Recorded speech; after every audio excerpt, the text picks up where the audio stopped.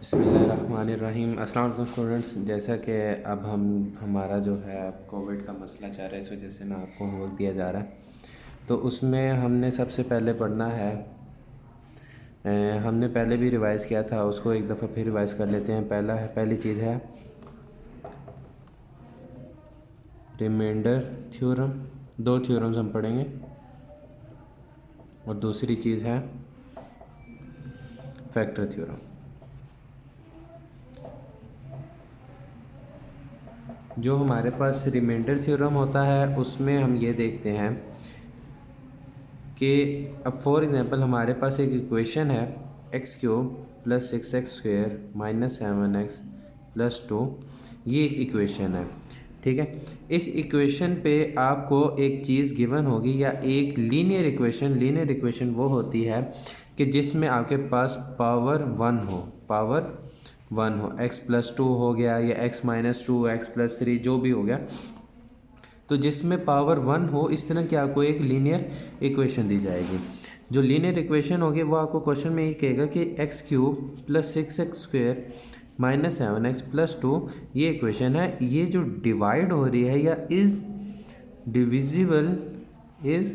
Divisible by x plus 2, ठीक है। तो इसमें अब आपने क्या करना है, इसमें हमारे पास दो चीज़ें हैं। एक चीज़ ये होती है कि रिमाइंडर थ्योरम, अगर वो आपको कहे कि रिमाइंडर थ्योरम निकालें तो उसमें क्या करेंगे हम, अगर वो आपको कहे कि फैक्टर थ्योरम निकालें तो उसमें हम क्या करेंगे, ठीक है। तो रिमाइंडर का मतलब ये जो रिमाइंडर है ये लफ्ज़ है रिमेन से, ये निकला है रिमेन से, और रिमेन का मतलब होता है बाकी रहना। रिमेन का मतलब होता है बाकी रहना। अब इसमें क्या करेंगे हम, जो ये बाकी रहना है, फॉर एग्जांपल अगर हमारे पास कोई लीनियर इक्वेशन है, इसमें से हम कोई वैल्यू निकालेंगे, उस वैल्यू में से उस वैल्यू को जब हम इस इक्वेशन में पुट करेंगे और जो हमारे पास आंसर आएगा एंड पे, वो एक किस्म का बाकी रह जाएगा, ठीक है। उसको हम सॉल्व करेंगे। हमारे पास कोई एक्स की चूँकि हम वैल्यू पुट करें तो ये एक एज ए कांस्टेंट में सारी वैल्यूज़ आ जाएंगी। तो ये हमारे पास बाकी इसमें जो रिमेन चीज़ रह जाएगी वो हमारे पास वो एज ए, उस पर ये लगा है कि उस पर हमने कौन सा लगा दिया थ्योरम, रिमाइंडर थ्योरम लगाया, रिमाइंडर थ्योरम यूज़ किया है उसमें हमने, ठीक है। अब वो किस तरह है, अब फॉर एग्जांपल आपके पास ये क्वेश्चन है x cube plus 6x square minus 7x plus 2। ये बुक में क्वेश्चन नहीं है, मैं जस्ट पहले एग्जांपल समझा रहा हूँ, ठीक है। अब ये आपके पास क्वेश्चन है, उसने आपको ये कह दिया कि डिवाइड हो रहा है इस लीनियर इक्वेशन से। लीनियर इक्वेशन मैंने आपको बताया था कि कोई भी इक्वेशन जिसकी पावर 1 हो वो लीनियर होती है, ठीक है। अब वो कह रहा है कि आपने इसको इस इक्वेशन पे डिवाइड करना है। तो सबसे पहले आपका काम ये होगा कि आपने पुट करना है, क्या करना है, पुट करना है कि x plus 2 is equal to 0। ये जो आपके पास लीनियर इक्वेशन होगी इसको सबसे पहले आपने 0 के इक्वल पुट कर देना है, यानी 0 के इक्वल लेट कर देना है। तो यहाँ से फिर आपके पास x की वैल्यू निकलेगी। x की वैल्यू किस तरह निकलेगी कि x, अब ये प्लस का 2 है तो दूसरे तो जाके माइनस का 2 हो जाएगा, ठीक है स्टूडेंट्स। होप्स हो के यहाँ तक आपको समझ आ गई होगी, ठीक है। अब इसके बाद आपने क्या करना है, जब आपके पास x की वैल्यू आ जाएगी -2 के इक्वल, फिर आपने ये देखना है कि जिस इक्वेशन पे ये डिवाइड हो रहा है, ये हो रहा है इस इक्वेशन पर डिवाइड, तो आपने ये देखना है कि ये जो वैल्यू है ये इस इक्वेशन पर डिवाइड हो रही है, तो आपने इसकी वैल्यू इस इक्वेशन में पुट कर देनी। अच्छा, सबसे पहले इसको सॉल्व करने का जो तरीका है, पहला स्टेप ये था, ठीक है। इससे पहले एक और चीज़ क्या आती है, ये जो चीज़ होती है ये इक्वल होती है p ऑफ x। इसको पढ़ते हैं p ऑफ x या f ऑफ x। इसका मतलब ये होता है कि ये जो p ऑफ x है, या फिर यहाँ पे लिखा होगा f ऑफ x, इसका मतलब एक ही होता है, यानी फंक्शन। इसको कहते हैं हम फंक्शन, यानी कोई भी क्वेश्चन, कोई भी काम जिसमें कोई भी चीज़, कोई भी वर्क हो रहा हो या कोई भी काम हो रहा हो, ये हम इक्वेशन में वैल्यूज पुट करेंगे, कोई भी आंसर आएगा, तो ये होता है फंक्शन। ये क्या होता है, हमारे पास फंक्शन होता है, ठीक है। अब इसके बाद हमने क्या करना है कि ये जो वैल्यू निकाली थी इसको फॉर लेट्स सपोज इसको कह देते हैं इक्वेशन 1। तो आपने इस वैल्यू को इस इक्वेशन के अंदर पुट कर देना है। अब चूंकि ये क्वेश्चन इस तरह लिखा हुआ है p of x is equal to x cube plus 6x² minus 7x plus 2, क्योंकि ये इक्वेशन रखी है हमने इक्वेशन 1, तो आपने लिखना है पुटिंग या put the value of x, put the value of x जो भी है इन इक्वेशन 1। ये इक्वेशन 1 है हमारे पास।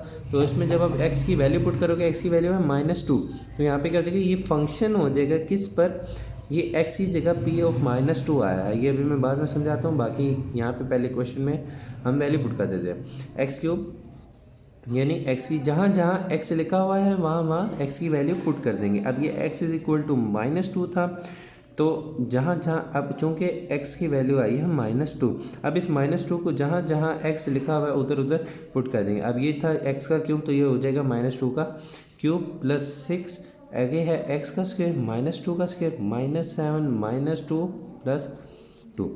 ठीक है, ये हमने x की वैल्यूज इसमें पुट कर दी। अब ये क्या चीज़ हमें बता रही, ये एक फंक्शन है यानी p ऑफ 2, यानी ये जो फंक्शन है इसका जो आंसर आएगा वो किस पर आएगा, जब हमारे पास x की वैल्यू होगी -2, तो ये फंक्शन का आंसर इस चीज़ पर आ रहा है।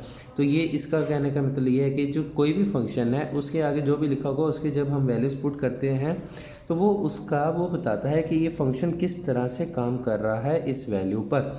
ठीक है, अब ये जो है, अब आपको ये भी बताया था कि जब भी पावर ऑड नंबर्स में होती है, अगर उर्दू में आप इसको कहें तो तादाद में होती है, तो उसके नेगेटिव साइन हो जाता है, नेगेटिव ही रहता है। अगर वो जब पावर ऑड नंबर्स होते हैं यानी तादाद होते हैं तो ये नेगेटिव ही रहता है। जब इवन होती है यानी जुफ्त तादाद होते हैं तो ये माइनस पॉजिटिव हो जाता है। अब चूंकि यहाँ पे 3 जो है ये नेगेटिव ऑड नंबर्स है तो ये माइनस ही रहेगा, और 2 की पावर 3 का मतलब होता है 8। ठीक है, अब ये प्लस ऐसे, अब ये देखो यहाँ पे पावर है 2, तो माइनस को 2 क्या कर देगा प्लस, और 2 का स्क्वायर 4 हो जाएगा, तो 6 4 ज़ा 24 आंसर आ जाएगा।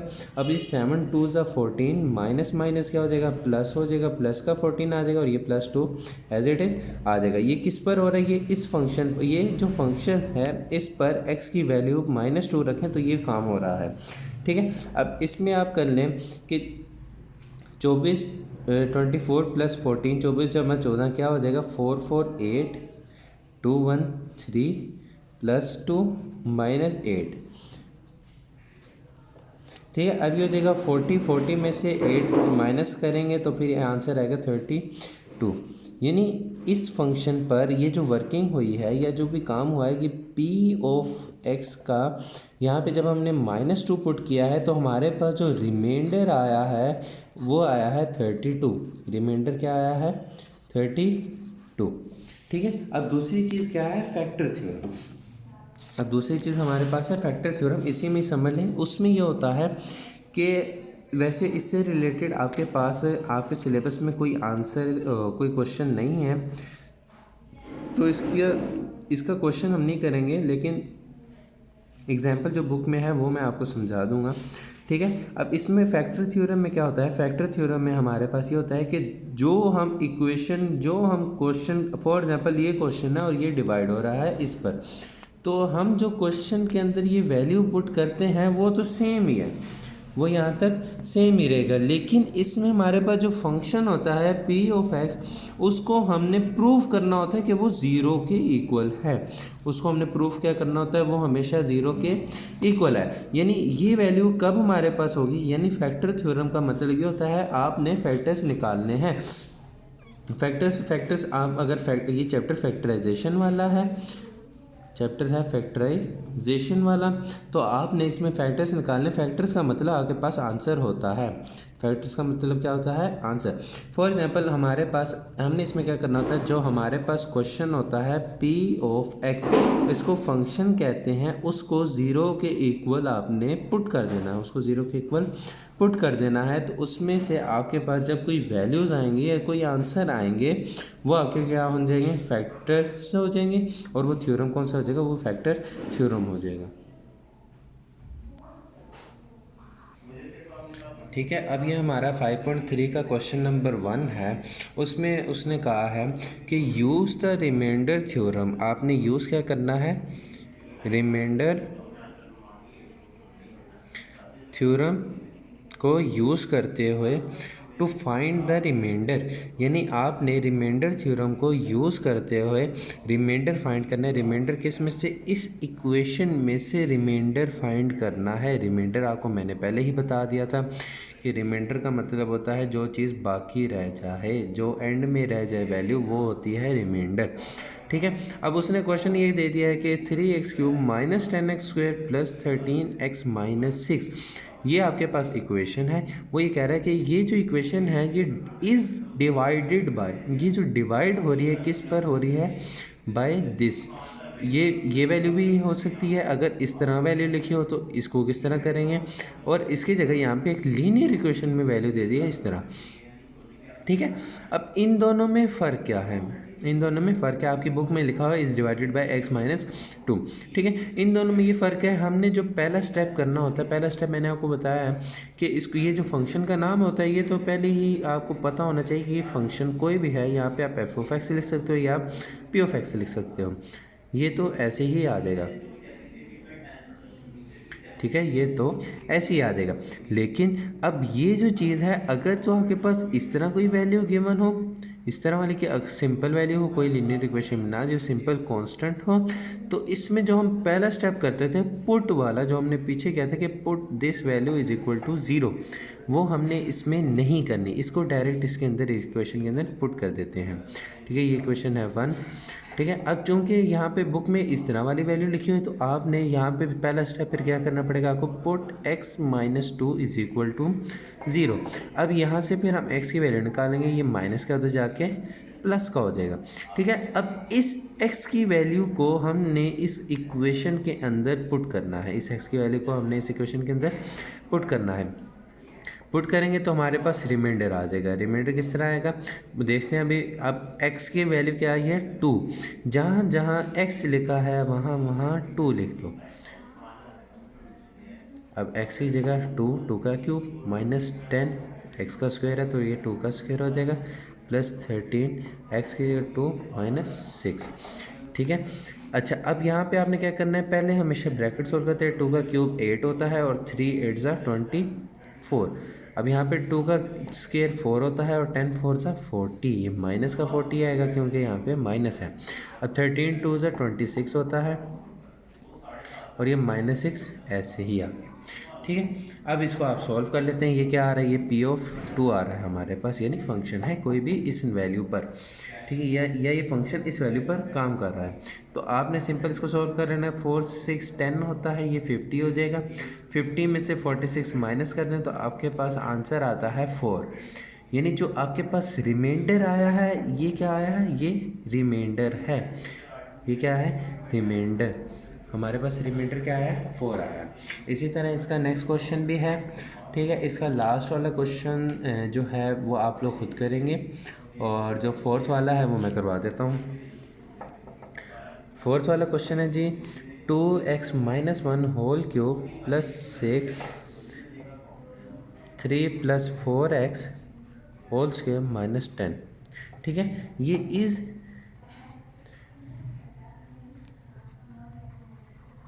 डिवाइडेड बाय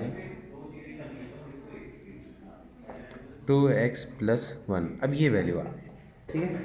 अब सबसे पहले आपने क्या करना है, सबसे पहले क्या करना है, वही काम है। ये फंक्शन है, फंक्शन किस तरह है कि p(x) इक्वल है इस चीज़ के,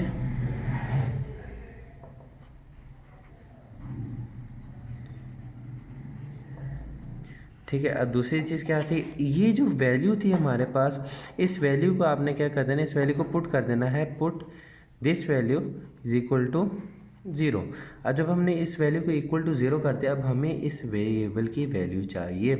वहाँ पे तो सिंपल होता था, इसमें हम क्या करते थे, यहाँ पे x के साथ और कुछ नहीं था, सिंपल x था, तो दूसरी वैल्यू को हम उठा के इक्वल के दूसरी तरफ ले जाते थे। अब इसमें क्या है, इसमें हमारे पास ये है कि अब यहाँ पे x के साथ भी एक वैल्यू आ गई है जो कि 2 है, ठीक है। अब ये जो +1 है ये इक्वल के दूसरी तरफ जाएगा तो -1 हो जाएगा, और x के साथ चूँकि हमने सिंपल x की वैल्यू निकालनी होती है तो x के साथ जो वैल्यू होगी वो इधर अगर मल्टीप्लाई हो रही है तो दूसरी तरफ जाके डिवाइड हो जाएगी, और अगर इधर डिवाइड हो रही है तो दूसरी तरफ जाके मल्टीप्लाई हो जाएगी। अब यहाँ पे मल्टीप्लाई हो रही है तो दूसरी तरफ जाके वैल्यू डिवाइड हो जाएगी। अब हमारे पास x की वैल्यू आई है x = -1/2। अब ये जो वैल्यू आई है x = -1/2, आपने इसको वो जो इक्वेशन थी पहले वाली जो हमारे पास फंक्शन था, इधर लिख देता हूँ मैं आपके आसानी के लिए।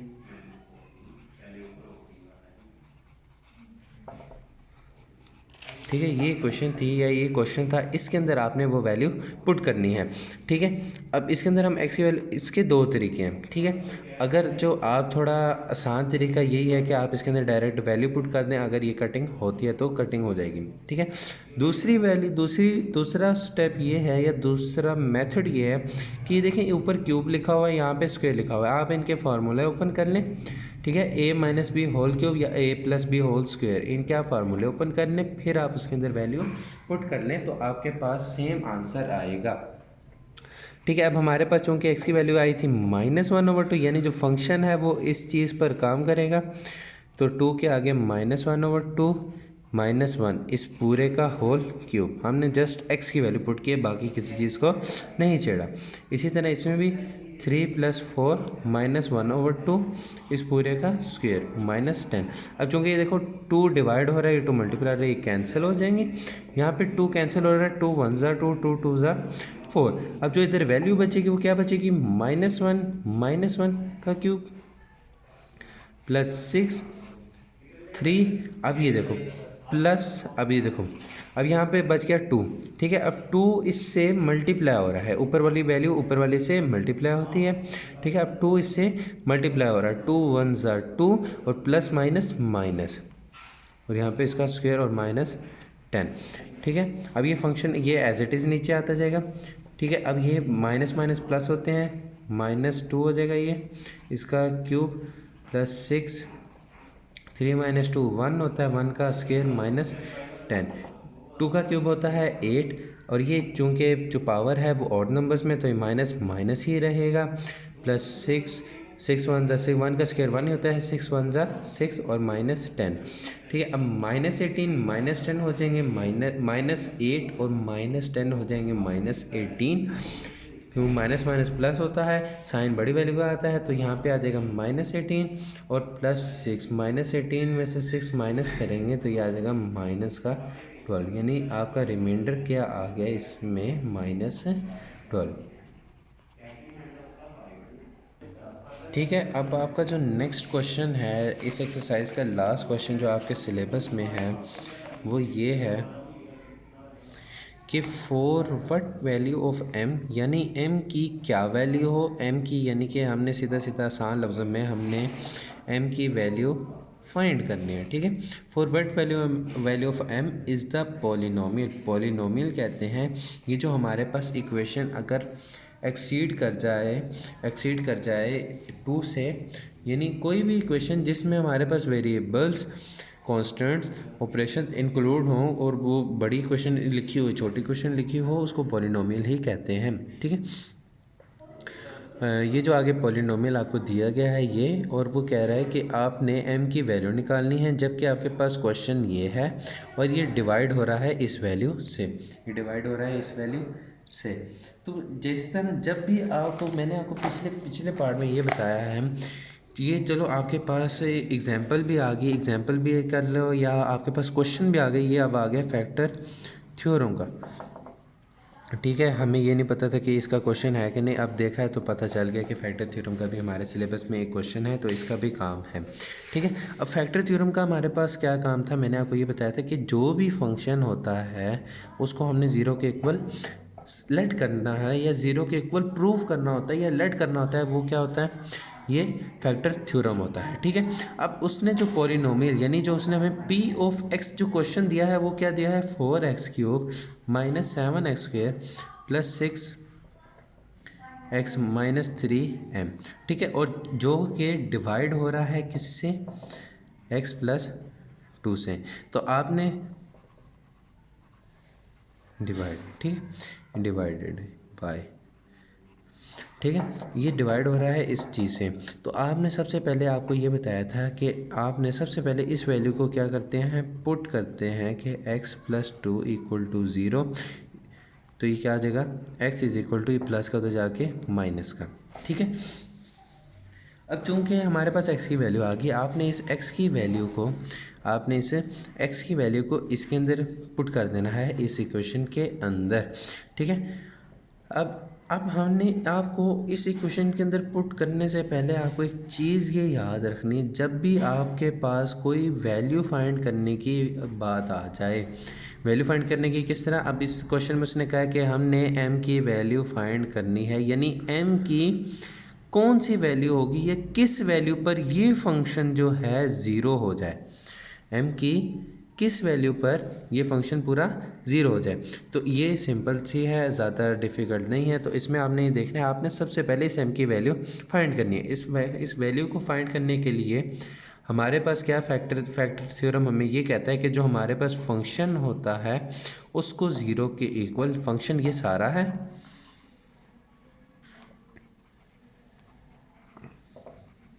ये फंक्शन सारा है, इसको ज़ीरो के इक्वल लेट कर दें, ठीक है। अब जब इसको ज़ीरो के इक्वल लेट करेंगे, ये हमारा ये चीज़ हमें बता रही है, ये फैक्टर थ्योरम हमें बता रही है, ये चीज़ कि इसको फंक्शन को ज़ीरो के इक्वल लेट कर दें तो ये क्या हो जाएगा, फैक्टर थ्योरम बताता है, ठीक है। उसके बाद अब क्या करना है, एक्स की वैल्यू सब में पुट कर दो, -2 का क्यूब, -2 का स्क्वायर, -2 और ये -3m, ऐसे ही, क्योंकि m हमने फाइंड करना है, m की वैल्यू हमें कहीं ऊपर दी नहीं है, ठीक है। अब ये 2 का क्यूब 8 होता है, 4 8 से 32 और प्लस माइनस -32, क्यों, क्योंकि पावर ऑड है इसलिए माइनस माइनस ही रहेगा, ये पावर इवन है तो ये प्लस हो जाएगा। और 2 का स्क्वायर 4 होता है, 7 4 से 28, -28 -12 -3m इज इक्वल टू 0, ठीक है। अब इस सारे को सॉल्व करते हैं हमारे पास, तो आंसर आता है -72 -3m इज इक्वल टू 0,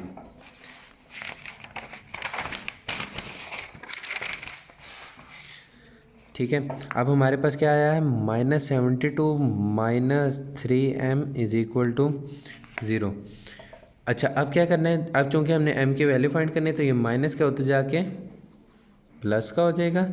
अब m की वैल्यू सिर्फ चाहिए तो m इधर ही रहेगा और ये 3 इधर मल्टीप्लाई हो रहा है तो दूसरी तरफ जाके इससे डिवाइड हो जाएगा। अब जो डिवाइड करेंगे इसका आंसर आपके पास आएगा -24, यानी m की इस वैल्यू पर पीछे जो गिवन था पॉलिनोमियल, अगर हम m की जगह ये वैल्यू पुट करें और x की भी वैल्यू, m की वैल्यू थी ये और x की वैल्यू आई थी हमारे पास -2, अगर हम इन दोनों वैल्यूज़ को पुट करें तो वो पॉलिनोमियल क्या होता है, वो ज़ीरो हो जाता है, ठीक है।